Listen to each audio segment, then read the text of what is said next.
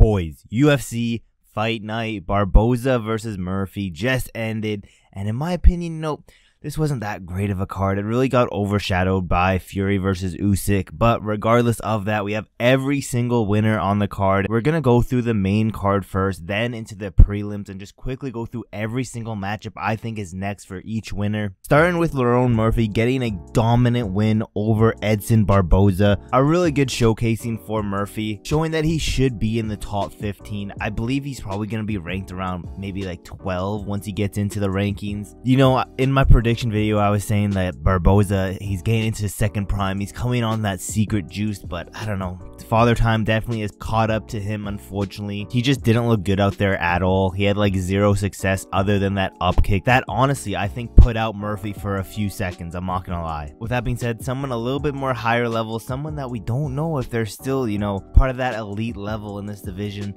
Someone who's coming off a few losses. Again, Father Time is catching up to them. I think this would be a fun stylistic matchup. Calvin Kattar versus Leon Murphy next. I want to see that one next. Moving on to the co-main event, Khaos Williams gained that first round knockout, and I was counting out Khaos Williams coming into this fight. He was coming off a layoff. We didn't know where his mind was at, but it shows that while he was on that layoff, his mind was in the right place. He was grinding, putting in that work, and it obviously showed in this fight. Let's get him someone a little bit higher in the rankings. Nothing too crazy. Let's not forget, he hasn't fought in a hot minute. This is the first time he's fought in a good amount of time, so let's give him another kind of like a layup fight in Muslim Salvakov. Both these fighters should be able to fight relatively soon, so it's a good matchup schedule wise. I don't want to see Khaos Williams out for another shit ton of time, so let's get him in there fast. Let's get him maybe on that, I don't know how fast he can turn around to make maybe a Conor fight, but let's get him in a pay-per-view coming up. I don't want to see a long layoff. I want to see him active, but let's keep moving on.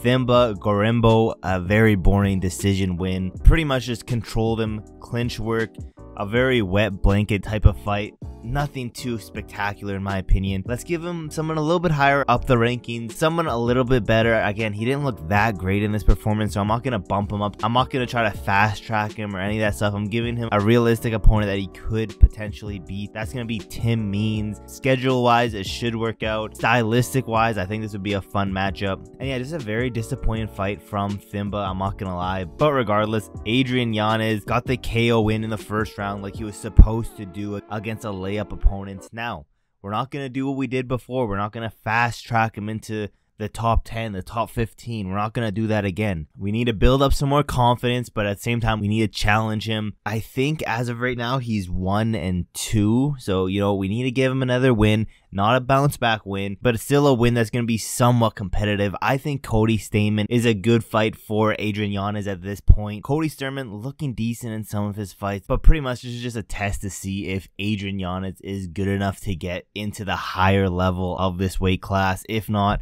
I don't know what to say. But a fight that Adrian Yanez should make easy, but again, we overhyped this guy. I don't want to make the same mistake of giving him a super high up opponent. Let's give him someone a little bit lower in the rankings, someone who isn't, the most elite in that division, and let's see how he does with him. But with that being said, let's move over to the opener of the main card, Angela Hill getting that guillotine choke. I told you guys, a lot of people are doubting Angela Hill. I think that record is very deceiving, but I knew she was going to win this fight. Now, the problem is she's fought a bunch of people in this division already. I don't like making rematches. Let's give her a fresh matchup, someone who is a little bit lower in the rankings from her, but she is coming off a losing streak other than the win that she just got this Saturday. So a good realistic next opponent, someone that I think she could probably beat as well. Let's give her Angela Hill versus Tabitha Ricci, just coming off a win last Saturday. I did match up Richie with someone else, but my original plan was to match her up with Angela Hill. But at the time, Angela Hill was scheduled to fight. But now that she finished her fight, had practically no damage whatsoever, can turn around as fast as Tabitha Ricci. I think this is the best match you can make for this. But with that being said, let's quickly run through the prelims. Tom Nolan got that first round KO win as I expected. Let's not push him into anything too crazy. Let's give him a realistic next opponent. Let's give him Yanez Ashimov. Ashimov hasn't fought in a hot minute, should be ready to come back any moment now. Both of these guys, schedule-wise, works out great. Another good test for Nolan, but with that being said, let's move over to Oumar. Won his debut win, first round submission win. He looked great out there. I think we give him a good jump up in competition. Nothing too crazy though. I don't want to push him up to like the top 15 or anything crazy like that. Let's give him someone a little bit higher up in the division.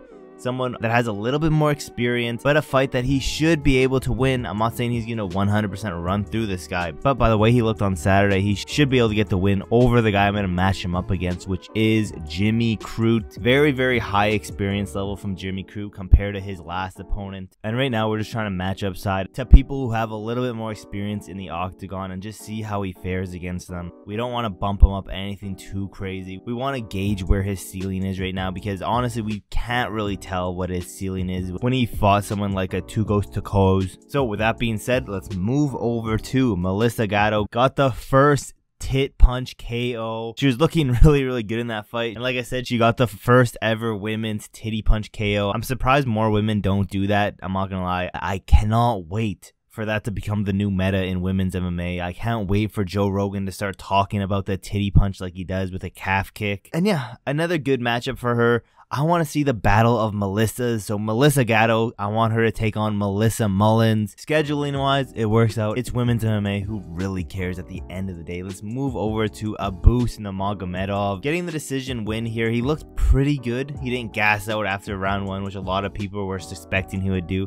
Actually, Wally's Alvarez did look pretty tired going into round 2, unlike Abus, which was pretty surprising. But he pretty much just dominated all of round 1, 2, and 3. He was pretty much doing what Gorimbo was doing, but a whole lot better. Instead of just wet blanketing him the entire fight, he was moving around, hitting with elbows, some ground and pound here and there, going to mount, side control. He was actually moving around, doing some good work on the ground. And yeah, we don't want to bump him up anything too crazily, because what we saw last time when we bumped him up super high, let's give him a little bit higher up the rankings. Another fight that I think would be a really fun matchup. Let's give him Arman Petrosian. Scheduling wise, should work out pretty good. A tough matchup for Abus, I'm not gonna lie, but this would be a very fun matchup. We got 3 more to go through. Let's quickly run through these ones. Ariane Carnelossi got the disqualification win. Pretty impressive. Not only was she getting some secret juice from Paulo Costa, she took some acting classes from Aljamain Sterling. Amazing acting skills on display Saturday. But let's be honest, Pereira Rodriguez kind of deserved to lose that fight after having such stupid fight IQ. Like low-key, some tism was hitting her right there. She didn't just headbutt her once, she headbutted her. Ref said, hey, don't do that shit again, and she's like, haha, watch this. Bang, another headbutt. At this point, she just deserved to lose that fight, but in my opinion, she deserved to lose that fight more than Ariane deserved to win that fight. But regardless, because of that amazing acting skill, let's reward her with Ketlin Souza. Ketlin Souza, I would believe, would knock her out, so let's reward her with a fresh matchup, a good matchup to get KO'd in. So Adrian Carnelossi versus Ketlin Souza, that's what I want to see next. 2 more left. Alateng got the decision win. Kelton Rodriguez just showed some terrible fight IQ in this fight, I'm not gonna lie. But regardless, Alateng still got the decision win, still looked really good out there. Rodriguez had some crazy fast leg kicks. The very first strike he threw was a leg kick and it knocked down Alateng in the first round. Let's give him someone a little bit higher up in the rankings. Again, he looked pretty good out there. I'm not gonna reward him with a super high bump up in competition, but a decently high bump up, which is going to be Damon Blackshear. Another fun stylistic matchup in this division. Same thing with scheduling wise should work out pretty nicely. Yeah, let's quickly finish this. Vanessa Demopoulos, literally as I predicted it, getting that split decision win, which was low-key a little bit of a robbery. Nothing super high like robbery wise, but still a little bit of a robbery. But regardless, let's give her a jump up in competition. Let's get her in there with Sam Hughes, another fighter she hasn't fought yet. Fresh matchup, good fight stylistically. I don't know, I can't stand Vanessa Demopoulos fighting. I'm not gonna lie, it was so hard watching this fight. It sounded like every time she threw any strike, it sounded like a dying dog, the way she would grunt. It was one of the worst fights audio-wise watching. But regardless, she got the win. Who really cares? And yeah, you guys have to let me know, did you guys watch much of this card? I'm not gonna lie to you guys. There was a good chunk of fights of here that I did miss. I did miss a good chunk of them because I was watching Usyk versus Fury, which I think overshadowed this card. And yeah, thank you guys so much for watching to the end of the video. We're on the goal to hit 500 subscribers. So if you haven't yet, leave a like on this video. Subscribe with those post notifications turned on so you never miss any of my newest videos. And yeah, there's really not that much else left to say except for I will see you guys in my next video.